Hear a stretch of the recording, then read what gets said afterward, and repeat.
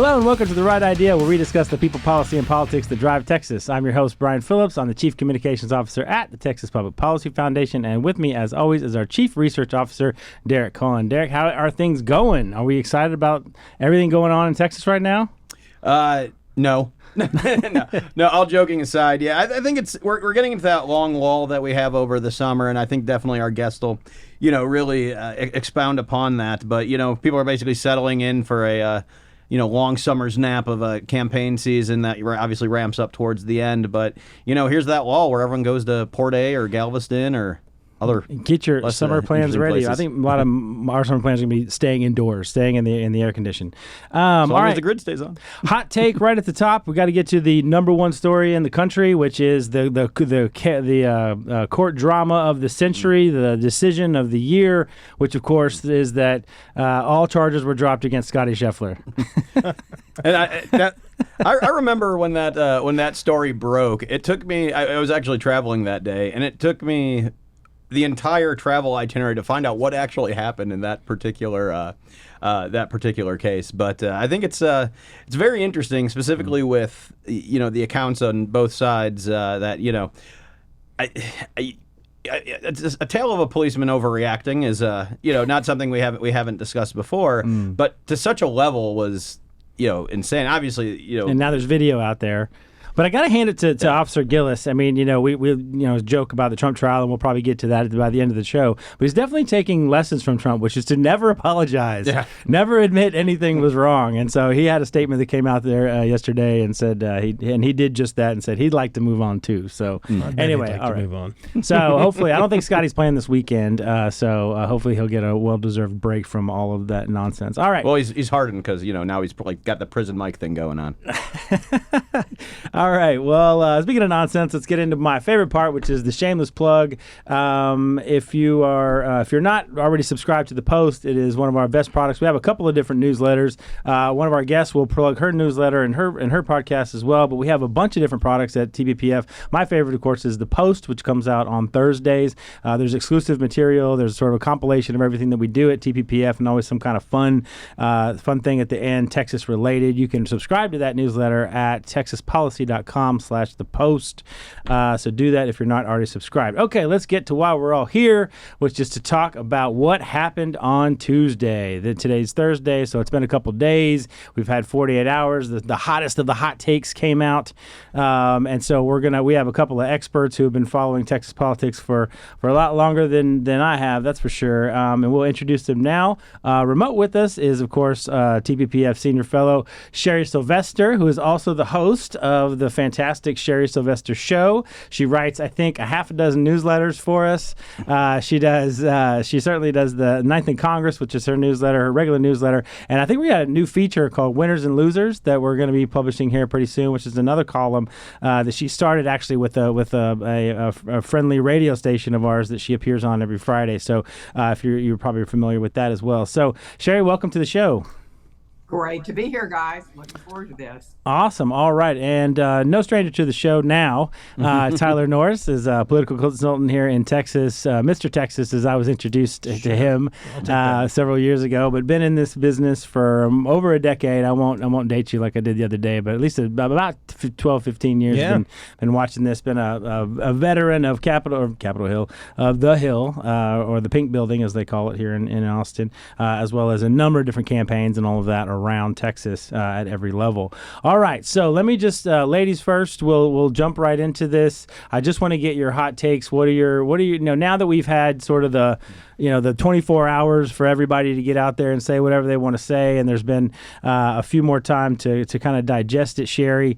What are your initial reactions from what we saw now that all of the contests are done? You can either ruminate on just Tuesday or maybe the breadth of everything. But what's your overall impression of kind of how things shook out with the elections?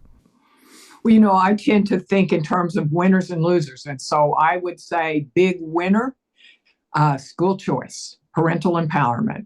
Texas Public Policy Foundation has been pushing this for 3 decades. We now have a legislature that has a majority that is committed to passing it.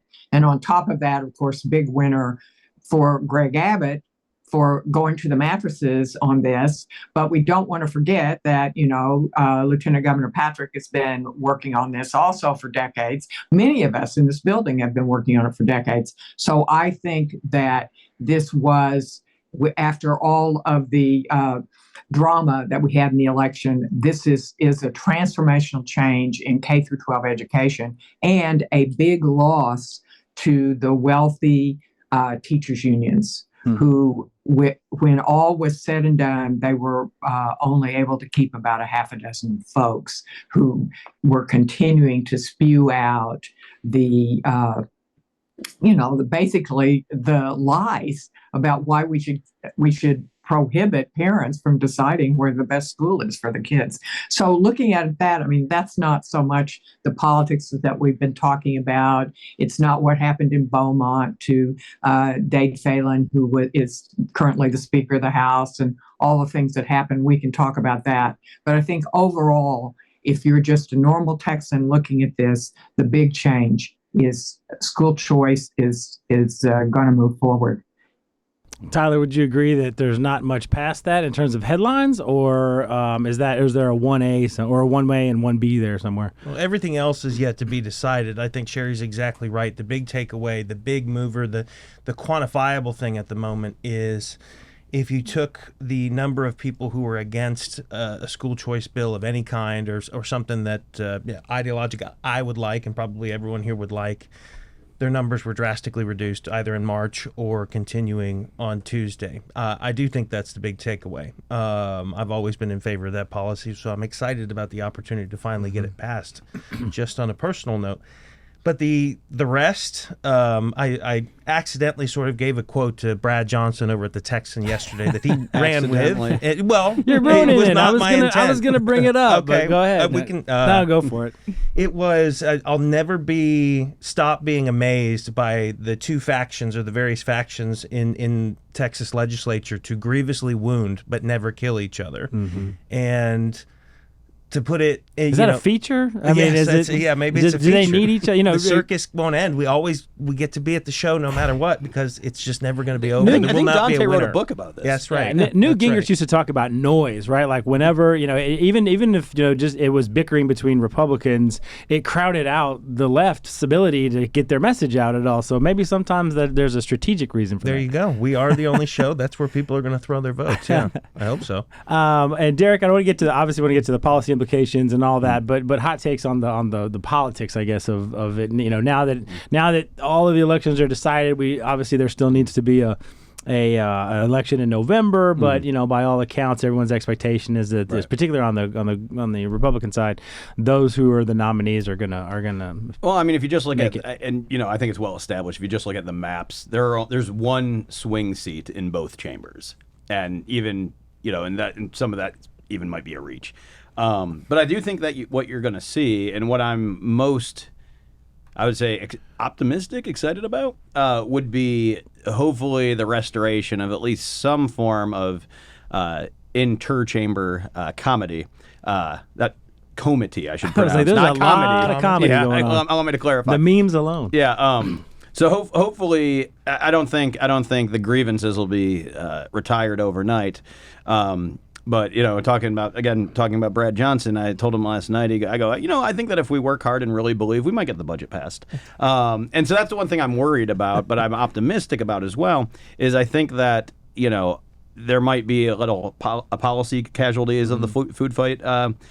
Some more, I would say, high-level policy casualties of the food fight.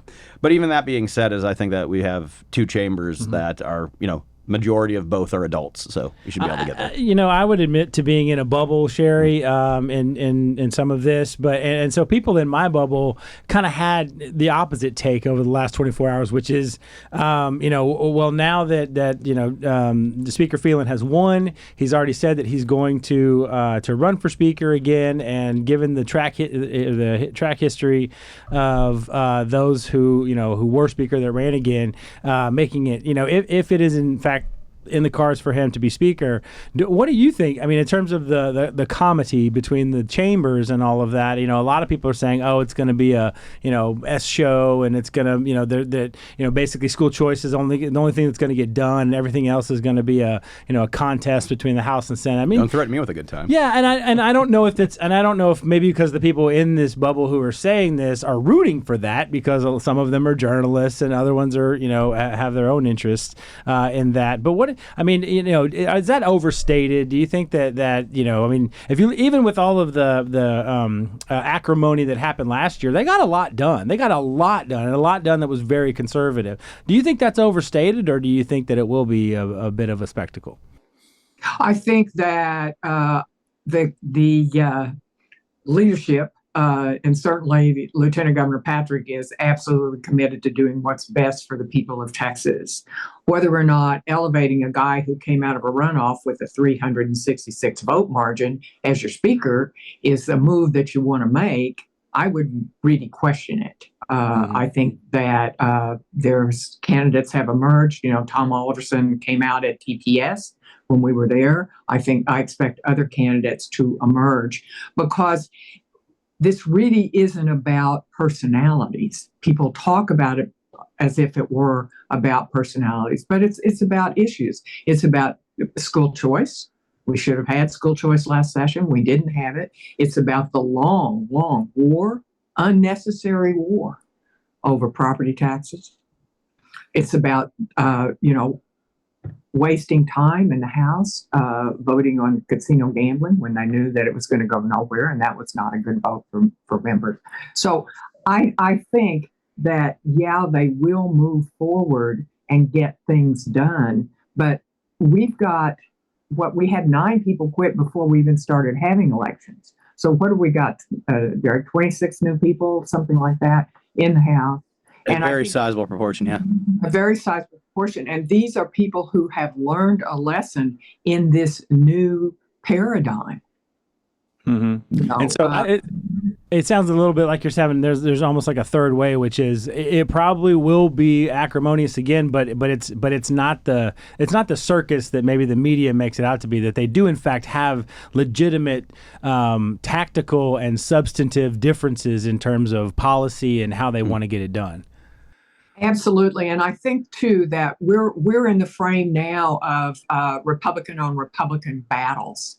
We are now going into the Democrat and Republican battles. And that's what's going to be hanging over us, the absolute ridiculousness, the absolute rightness of the conservative cause.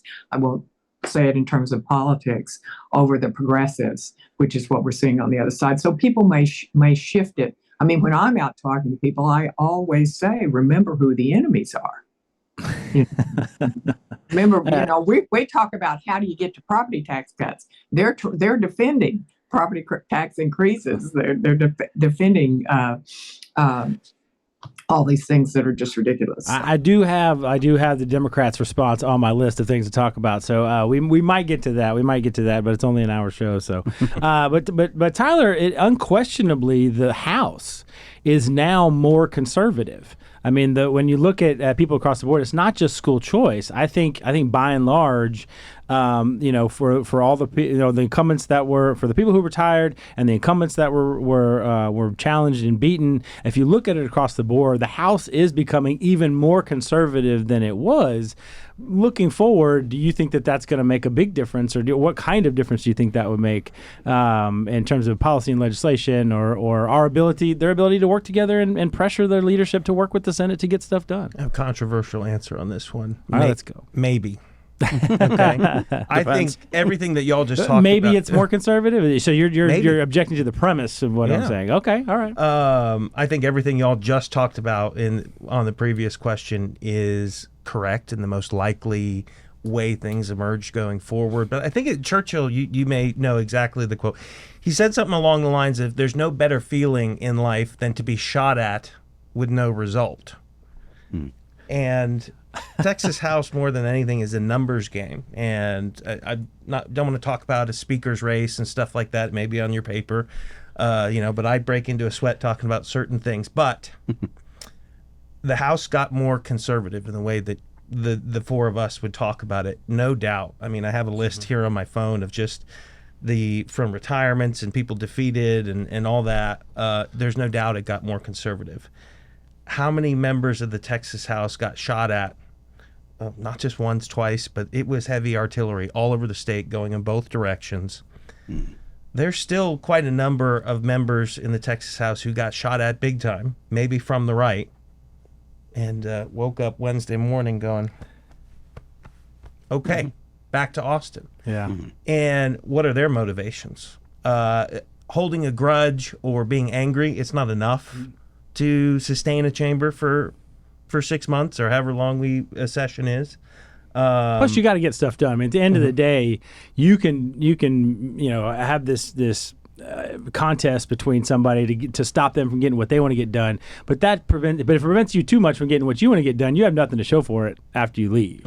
So it can't just be that. We'll find out, won't we? By the way, I brought you on the show so that you could talk about the things that we don't want to talk about. So if you're not going to talk about them, great. Is it your assertion, if I understand you correctly, that politicians have a penchant for being vindictive and petty? They have from time to time. I mean, huge shown if us true. that side. Yes. Breaking.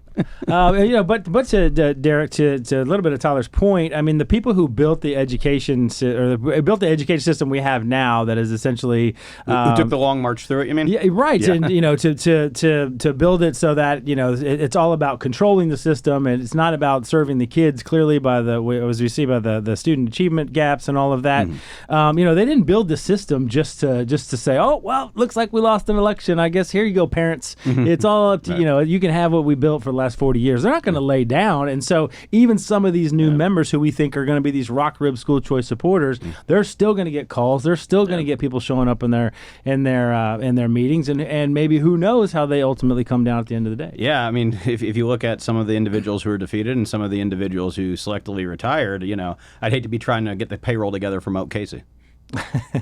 All right. Well, let's go into I love talking about the politics, and we probably do that for a long time. But this is the right idea, and we like to talk about the ideas. We talked about school choice a lot. I think everybody, I won't go too much into it, but I think everybody probably feels good about getting, maybe I'll kick it back to Derek, getting something across the finish line. Right. But then what that looks like this is just phase 2. This is the end of phase 2, right? Which is we did everything we could do last session, didn't get it done, but we took a pound of flesh. That helped in terms of the elections and what the elections were all about. We're now at the end of phase 2. Right. We supposedly have, according to the governor, the number of votes that he needs, but what that legislation looks like is not guaranteed by any stretch. That's very true. And I think that the biggest, and we've already heard this discussed both in the popular press and, from, on Twitter where all the substantive debate happens, said facetiously, is that, the HB1 from the special, which again, you've talked about a million times about the $500 million versus the $6 billion. 7. Yeah. What's $1 billion amongst friends here? But that being said, is that bill, which was essentially I describe it as the take the silver or take the lead bill. They made their choice on that, and I think that bill is going to be retired to the dustbin of history. And that's not. And don't think of that as an indictment against Chairman Buckley. It was a little bit of for the school choice opponents. It was just a little bit of stick and an entire cart, an entire truck full of carrots. Now that the numbers have substantially changed, I don't think that's a viable approach anymore. Yeah. Now, whether or not we get 100% full universal school choice, I still think that's going to be an uphill battle. But something much closer to Tyler's point, much closer to something that we would all look at and go, that's a BB plus. I think that's very viable and right in the fat part of that distribution. Sherry, should the Democrats have taken, or the Democrats and the rural Republicans, should they have taken the deal last year? I mean, it was, a $500 million, a very small pilot, essentially, program for school choice. They were going to get $7 billion in additional new funding. I won't say new funding because they added $10 billion, but another $7 billion. Now does it feel like the school choice proponents have a lot of leverage and they can go out and get, almost like a clean school choice bill, right? Like a clean ESA bill. Do you think that that's something that's in the cards for the legislature? Absolutely. The teachers' unions and their allies, the legislators that stood behind them in the House, because it passed the Senate, pushed all the chips into the middle of the table. And they said, we beat them before, we're going to beat them again. And they didn't. They lost. I mean, we've got some people that are still there, but when you go after the king, you've got to kill them. And they didn't. And not to get back into politics, and certainly not to talk about the speaker's Oh, race. what the heck? Let's go. One of the things that has come out is that the current speaker, Dave Phelan, said he was looking for a more modest school choice bill. Well, that's not a winning idea if you're trying to mobilize enough folks to get yourself elected in the House, unless, of course, you're going to build that victory on Democrats, which is a whole other thing we're not going to talk about. But yeah, Is it 2009 already? They give us, those of us who advocate for school choice, an opportunity to truly innovate. We were innovating before. I mean, just giving the power to parents to choose is a huge innovation and will transform the lives of children for, the next couple of generations, unless somebody steps in and ruins it. But now we have opportunities to build on we would be the 34th state, right? We can look at what all the other states have done and really do some innovation. So I'm excited about it. And plus, these people who won the elections based on school choice, the people that were backed by the 11 people backed by Abbott, they're ready. They want to do so. Tyler, that number was 21, and I think it's down to 7 that are coming back. I mean, so the dynamic has really changed there because now they don't have safety in numbers for sure. But I mean, is it even possible that those 7 might even change their votes because nobody wants to be the 74th no? The 74th no, right, exactly. And, if this is, that we've always said on the show, if you get to 76, you probably get to 86, and that would have to include a lot of those folks of the 7 that are still there. Plus, there was an article in the Texas Tribune, and it was about Dwayne Burns, and he said, or didn't say it, but they paraphrased it, and he said basically that he knew that when he took that vote on the Rainey Amendment, he knew that was it for him. Mm-hmm. He knew it was over. Okay, and that was when he was one of 21. Now you're going to be one of 7. They've demonstrated the ability, Abbott on down, the ability to come after you and get and take that seat. Does the calculus change for those guys? For some of those folks who would be, who have been traditionally anti-school choice? Well, here we go. Maybe. These controversial takes, geez, man. We're going to have to edit this out. Do you have your own podcast? This is called Maybe with Tyler Norris. Look, we have an election in November to come. You mentioned earlier there's one-ish swing seat in the Texas House. We'll find out. Could be 3. Math gets interesting if it's more than 1. Oh, allow me to. I in recounting that, I keep forgetting about the Tracy King seat. Sure. So I would say at least 2 or 3. We could gain Republicans in November. There's no doubt about that. We don't know how that situation's going to go. Somebody on Twitter quantified 7 members. They had a graphic of retired, defeated, etc. on the issue of school choice. Those 7. How much longer did those 7 members want to be in the legislature? What if people's normal motivation of, I got to vote for this because I need to be reelected is, I'm not coming back. I'm just going to sit here and hit that no button for a long time. Well, and there were 5 or 6 that retired that did. I mean, Rainey himself retired, and he was the sponsor of the amendment. That's right. I don't know what those 7's motivations are going to be when it comes to school choice or what they're going to do several summers from now, whether they're going to be on the lake somewhere or maybe working here in Austin. There's various motivations for why members do what they do. I agree with the assessment that a lot more pro-school choice candidates were elected. I love that issue, so I think that's a great thing for that issue, for me, for future children, all of those things. But I don't know, because I don't know who wins in November, and who shows up in January. Sherry, let me jump back to you real quick, just for some general analysis on other issues. Because we kind of talked about, well, is the only thing that's going to happen is going to be school choice, and then it's going to be a food fight for the next, for the final 3 months. But property tax is still there. I mean, despite the historic property tax that we passed this last session, it's still one of the top issues. We were at the RPT convention last week, and it was still a very a number one issue. Other issues involving protecting kids, continuing to strengthen our laws that protect kids online. School safety is obviously a huge issue. The lieutenant governor was out the box last month with his interim charges, giving kind of a blueprint of what he's looking at in terms of the priorities.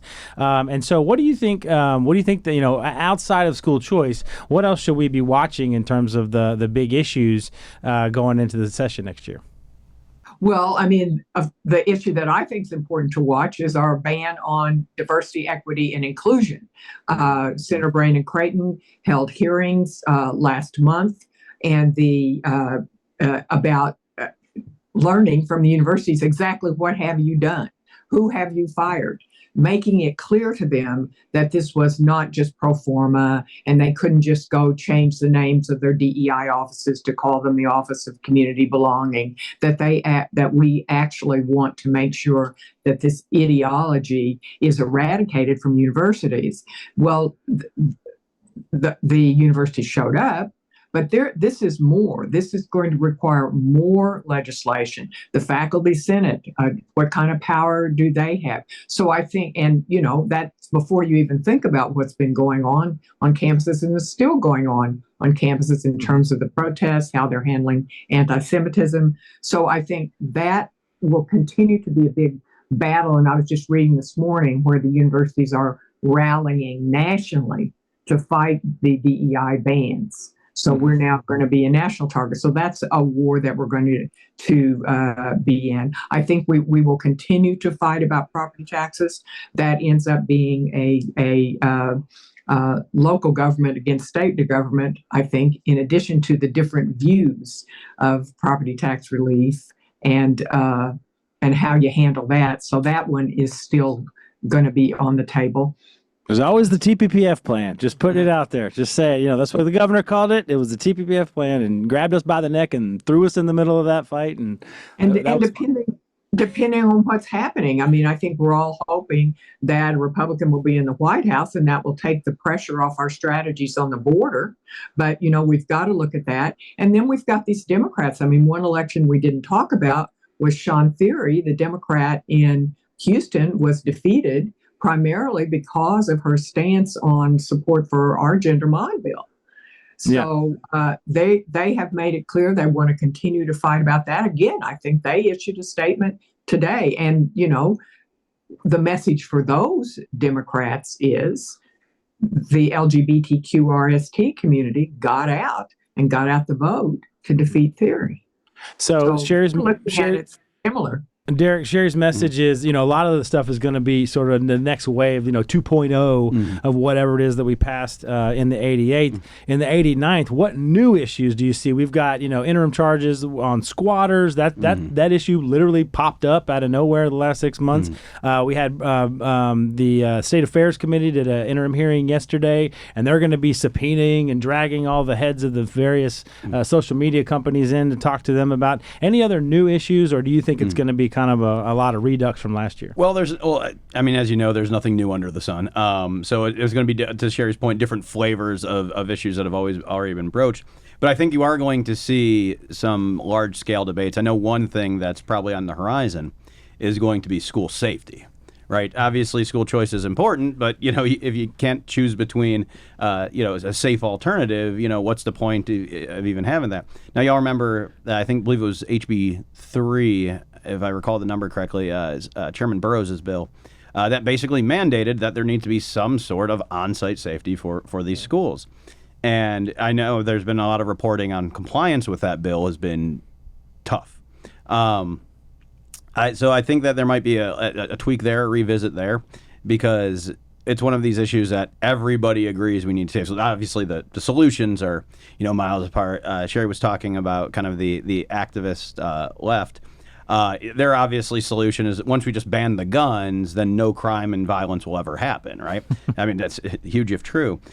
The big thing is, and I've been pushing this for years, and I there really wasn't much interest last year, but I brought it up and entered it as our TPPF's formal recommendation post-Uvalde. And it seems counterintuitive, but one of the biggest things that we can do to increase school safety is get rid of ISD police departments. Now you go, oh, you're taking cops out of schools. How's that safety?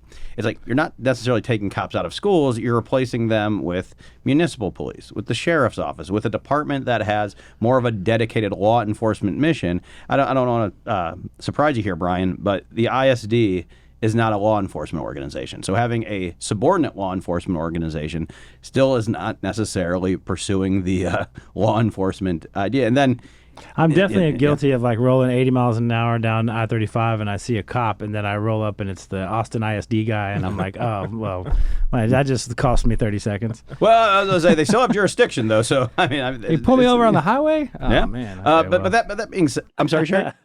Can I add another one? Were you done, Derek? Please. I didn't like to interrupt you. Yeah, jump in. But I don't think we want to forget one that layers over this is taxpayer-funded lobbying, and Absolutely, taxpayer-funded lobbying impacts our property tax debate because if we can shut that down, it also impacts the DEI debate.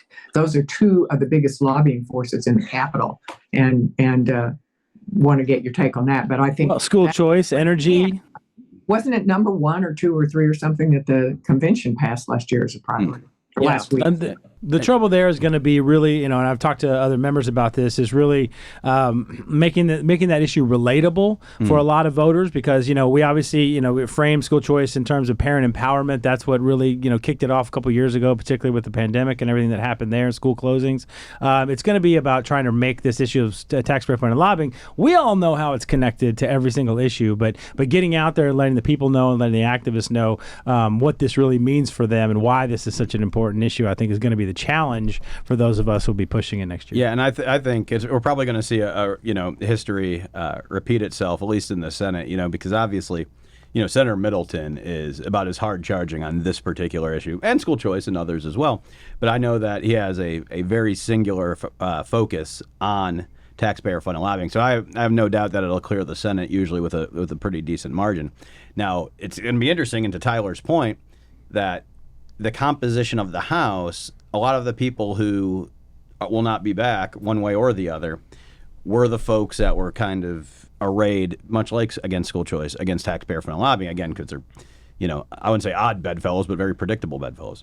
That being said, that's almost like a complete reshake of the Boggle Cube. So we'll see how that plays out as well. Before we jump into the 10-minute drill, one last question on this for Tyler. Let's talk a little bit about the Dems. Ready for maybe. Ready for maybe. Hopefully this won't be this won't have too much nuance to it. I kind of want. I mean, the Dems put out a statement on Wednesday, which was the extremists are even more extremier. So you can deal with that. You can respond to that if you want to. I do have one question though. It's because of the position that the Dems are in, they really don't have the opportunity to influence legislation too much in one direction or the other. But they can. I disagree. They decide not to. Yeah. Well, there's that. So we can debate that another time. But they do definitely pick. It feels like they pick one issue every year. So 2 sessions ago was election integrity. Last session it was school choice. Or there's always the big demonstrations at the Capitol against gender mod or whatever. Do you see? I mean, for whatever reason, I just don't. Other than maybe school choice again, is there an issue you think that's going to pop up that is going to try to animate the left that they're going to use, because they of course pick these issues obviously to fundraise as well, and I don't know, maybe they've exhausted all the anti-school choice money that's out there. Do you think that there's another issue that they're going to be hard charging on next year and pack up the Bud Light and head to DC for? Well, here we go. I can get my maybe, and it depends, and I think it's the one strong pivot. Next week on I'm Not Sure with Tyler Norris. It all depends on what happens in November. Who is going to be the Democrats' punching bag here in Texas or nationwide? It depends if Donald Trump's back in the White House. Then they got a pretty convenient punching bag, and the thing that they may aim at next session could have to do with immigration.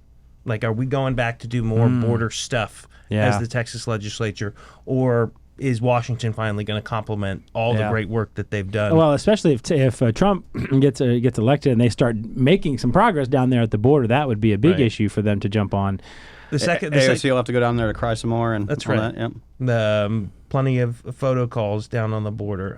The other one is that I don't particularly think a lot of people are thinking about right now that's going to affect everything, not only in Austin, but nationwide, is what does the economy look like in February of next year? I think the foundations of the economy are built on pretty thin ice right now.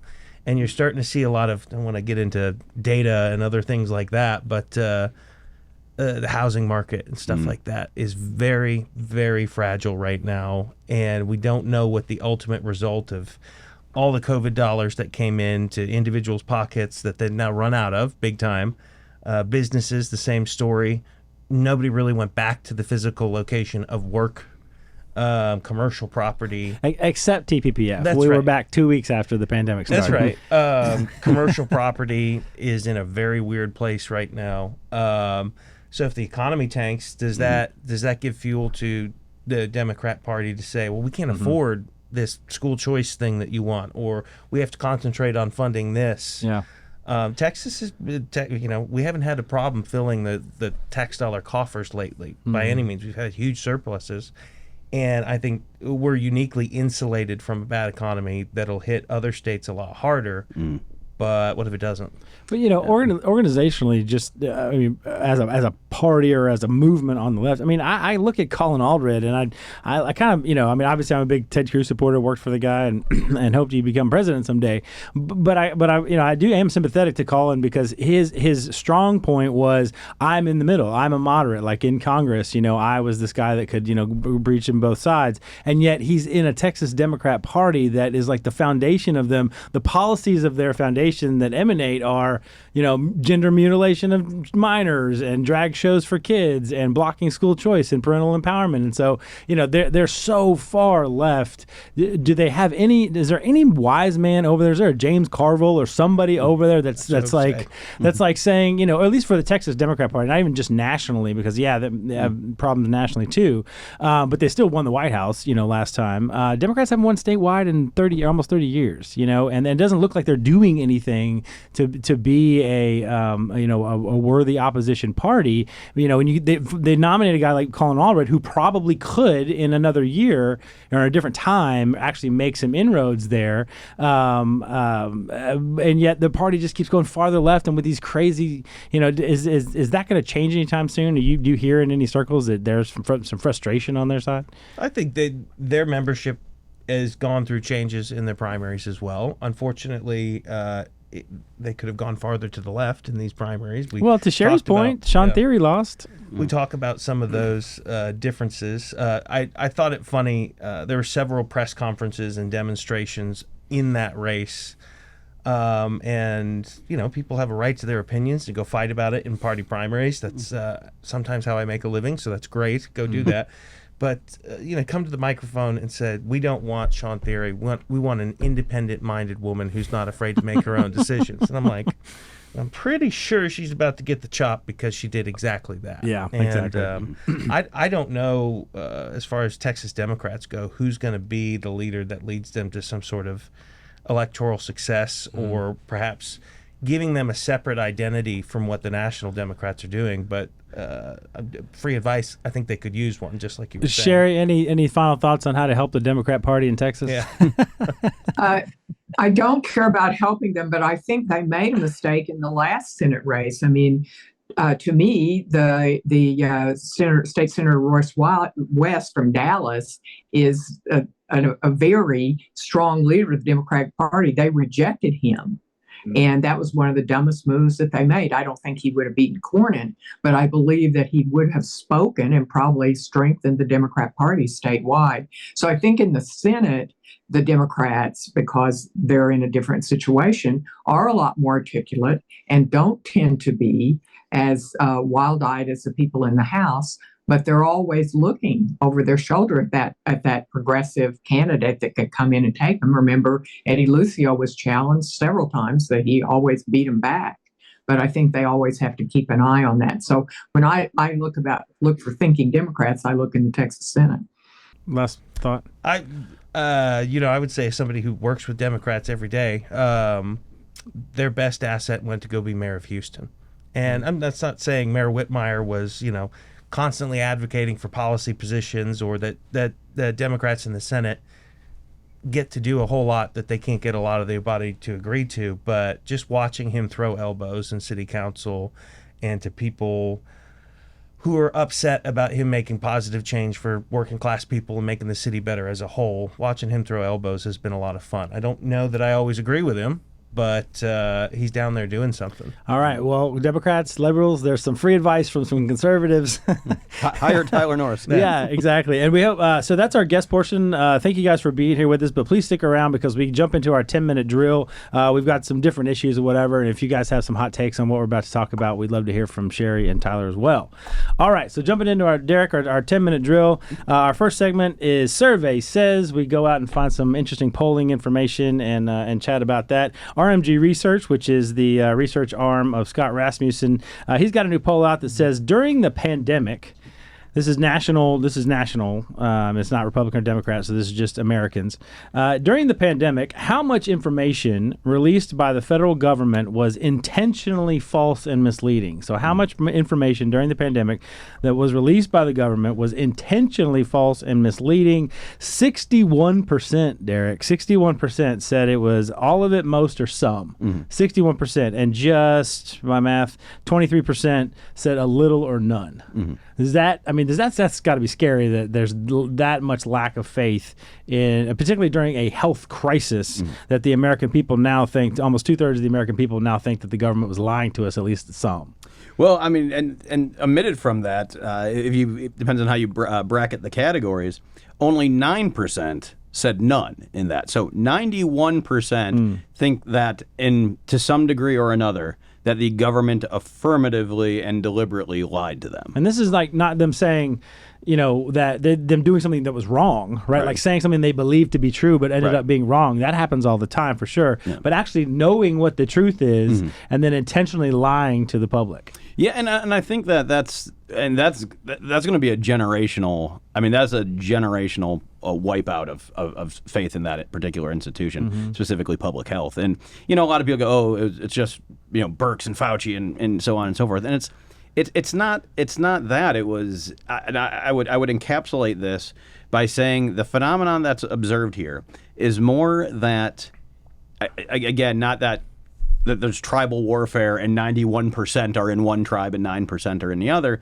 It's that they had a solemn task of the institution of public health that was above the fracas, above the fray, and that they engaged in such. And you definitely saw this with some of the reactions to the Great Barrington Declaration and all sorts of, calling a very popular anti-malarial, basically calling it pseudoscience, calling, I forget the name of the other thing, they call it horse dewormer. So like, oh, you're taking horse pills now. And it's basically the idea of them, and when I say them, the institution being conscripted into tribal warfare is what destroyed the faith in that institution. And, I'm sure, as Sherry will point out, that is exactly what's going on currently with the institution of higher education. Yeah, I was just going to say, we broaden this out a little bit. The federal government, if you think of the federal government as being Congress and the White House, generally does not have a lot of tremendous support. Congress has been in the low teens or the mid-teens basically for my entire political life. And then, of course, it's a blue hat, red hat thing, depending on who you ask with the White House. But the fact that, this number of people, and as you point out, over 90% said the federal government was lying to us at least some point, points to further erosion of our institutions. And you mentioned higher ed, but there's also the media and all that's going on with that. Maybe going in. I'm curious how this manifests itself going into the election this year and people's opinions about that. I think, and Tyler, correct me if I'm wrong, but I don't think you're going to see the level of animation you would have had in previous elections. COVID's large. I mean, as some of the polls that you've commissioned have shown, COVID's largely out of the public consciousness now. Now, some people do have long memories, and some people have, justified grievances during that time period. But I think people mostly don't want to dwell and basically push it out. Now, the fact that they still hold this particular view of the institution of public health, I think, again, that'll have the generational damage. All right, so we will jump into. I got one question. Yeah, about jump this. on. Did they really do a poll asking, was the federal government stupid or liars when it came to COVID, and not put an option that would have been the correct one to say both? Well, it wasn't stupid or liars. It just said intentionally false and misleading. I see. All right, so we'll jump to the second segment in our 10-minute drill, lies, damn lies, and statistics. This is where we go and pluck research. The one that I want to promote is, again, shameless promotion is one of my favorite things we do on this show. Our CEO, Greg Sindelar, has a fantastic podcast called The Arena, and we just published an episode that includes an interview with Commissioner Mike Morath from the Texas Education Agency. They just announced a new draft or review of the new curriculum that they were commissioned to write and to create by HB 1605 last year, which is another fantastic piece of legislation. I think we've talked about it a lot. Anyway, he said during the podcast, maybe bring Sherry in here on this to get your reaction on it. He said that one of the things that they found, it was a limited study. It was only about 20 or 25 schools, but trustworthy nevertheless. They looked at K through 5 reading material and found that less than 20% of the K through 5 reading material was on grade level. Now, he makes a point here that this was not malicious, that this was not intentional. There wasn't any principal or administrator or certainly teachers that were intentionally going out and looking for material that wasn't on grade level. But nevertheless, that's what they found, which of course is a big issue, because then when they go on, you can be getting A's and B's in your classes, with the instruction material, but then when you go on to take the standardized tests and you take the STAR test and all of that, you've never been taught at grade level, and so therefore, even though you're getting A's and B's in your class, you then fail or you don't master what's on the STAR test. What are your thoughts about this? I mean, is this shocking to you, or does this not come as a surprise? It isn't shocking. What were you saying before the show, Ryan? 50% of Texas kids are not doing reading and math at grade level. Student achievement is not at grade level. Yeah. Right, exactly. And it's almost like there's a huge conspiracy. We fight these battles, and the big lie is that there's a bunch of people there who are supporting, say, our public schools. Well, you can't cross our public schools. I'm behind our public schools. We're spending, what was the budget this last time? $93 billion last year. $93 billion. We're spending so much money, and it's almost like we're not planning for them to succeed. We're not looking. We haven't dragged ourselves into the right century. And how this works together is, where do we get those teachers? We get them out of Texas schools of higher education, the publics for the most part. So we're fighting all these battles where it comes together. Kids are not ready to go to college, and they get there, and so then we want to have special programs for kids that are not prepared to be in college, because we want everybody to have access to college. Well, they're not prepared because they weren't prepared in K through 12. You really can't fix it in college. We're churning out the teachers there. So this is the issue that we just need to expand. We've sold school choice. We need to make sure that people understand it's all one piece, and it's time for a totally new look at how we educate kids. And Derek, I think that's kind of what they're getting at here, is that, the two big problems that they identified were, one, that the material was not on grade level, and then I'm totally blanking on the other one right now. Department of Energy. It was Department of Energy. Wow. And sorry, I got it. There was that the material was not on grade level, but then also the teachers weren't teaching. They were spending a lot of their time planning. And so instead of doing the thing that they were taught to do, despite being indoctrinated, maybe, Sherry, but they were spending a lot of time doing the planning part and not doing the teaching part. And so that's what the new curriculum is supposed to do, is say, hey, we've provided you material that is on grade level, and now you don't have to do the lessons plans or write the letters anymore. We've provided it all for you. Fascinating episode with Greg Sindelar called The Arena. It's on our YouTube page. You can go find it with Mike Morath. Do you think this approach is going to work? I think it's going to do better than the status quo, and that's because I think that I fundamentally believe that high quality instructional material is necessary but not sufficient, to Sherry's point, to plaster over a lot of the cracks that we see in our public schools. But I also want to point out that if that's let's just take the the 20% writ large. If you have 20, and this sounds like damning with faint praise, and it somewhat is, but if you have 20% of materials at grade level, and only 50% are making grade level, that's still a positive delta. Right. So it's a lot of parents doing a lot of heavy lifting, right? Parents and teachers, and those teachers that aren't hamstrung are in a school, and it could be a public school, that really allows them the flexibility to do what got them into that profession to begin with. That's where we see these successes. Now, I can say, though, that with that particular thing, having to use substandard materials really is going to hamstring a teacher's ability to affect a student's, again, public, private, wherever, is going to hamstring a teacher's ability to affect that change. Yeah, he mentioned in that interview, again, for my third shameless plug for Greg's interview with him, he talks about, the fifth graders shouldn't be reading Tommy the Turtle, they should be reading Italian Renaissance, and he's like, when you challenge them and when you make the curriculum rigorous, that is on grade level for a fifth grader, and when you challenge them and you make them rigorous, they not only learn things, but they learn how to learn, because when it's difficult, they go through the process. If that was not the case, then the Montessori movement would have been relegated to the dustbin of history. That's right. Decades ago. All right, well, with the last couple minutes we have left, our final segment in the 10-minute drill, although Jefferson's probably like, hey, this is more like a 15-minute drill, is what to watch for. So I'll jump in first. What to watch for me, now that the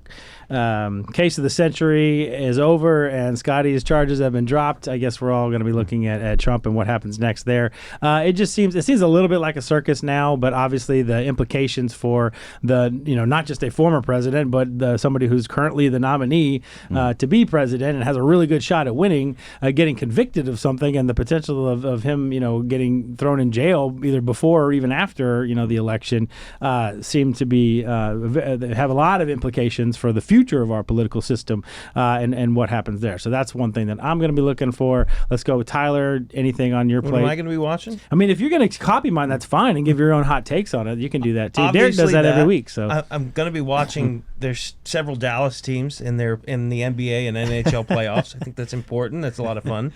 Mavericks are going to lose to Boston in 5 games. Just so everyone Asterisks, understands. You're from that area? Yeah, that's true. Everything's a maybe except Dallas Mavericks are going to lose. I know. It's at least within 5 games. Maybe. Hopefully I'll be there for some of them. But to the Trump trial, a lot of people's opinions are certainly baked in no matter what happens. But as we saw in the presidential primary, there almost wasn't a presidential primary on the Republican side this time around. Yeah. Ask me how I know. And that was because being charged with these crimes inoculated President Trump, and he was made out of gold at that point, more than he already was, because people are just upset. And do November voters, they're like, I understand what I'm looking at when I see President Biden and President Trump.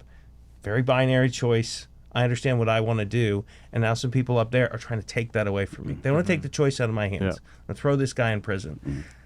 November's like 5 years away, though. Yeah. If he's that's true. But if he's sent to prison or whatever happens to him, if he's found guilty on one of these charges, do his poll numbers go up 4 points the next day? I could see it easily. All right, Sherry. Tyler already used the sports get out of jail free card, so you can't use that. So what are you watching for the next month or so?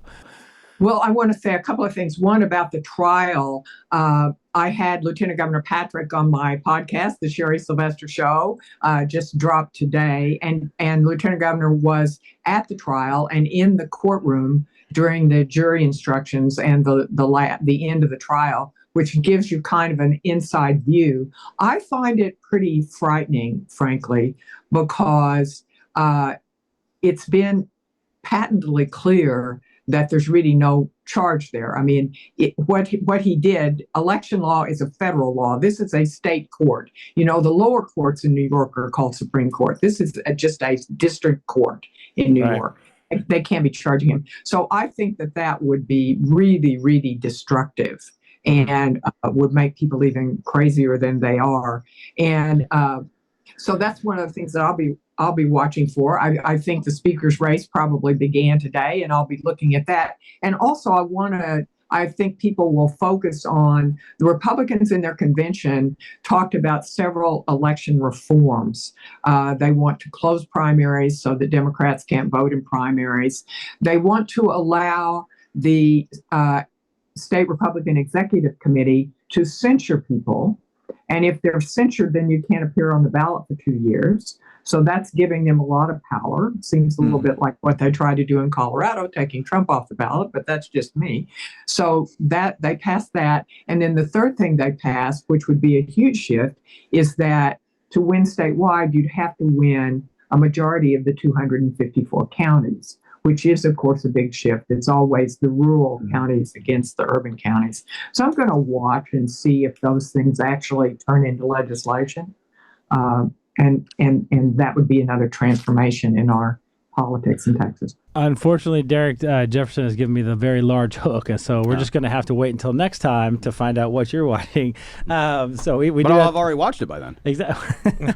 Or you can just steal the rest of ours. That's fine. I'll do that. All right. Sherry Sylvester, of course, is the host of the Sherry Sylvester Show. It's another podcast here at TPPF. And she did mention that she had Lieutenant Governor Dan Patrick live at the RPT on her last show. So everybody go watch that. It just dropped today. Tyler, your new podcast, Non-Committal, is coming out. Host of maybe, and I don't know. Pretty soon. But we'll certainly have you back on the show if things pop up again. As always, thank you, the listener and the watcher, for checking us out and watching The Right Idea. We appreciate it as always. And as we like to say in the words of the venerable Sam Houston, do good and risk the consequences. We'll see you next time.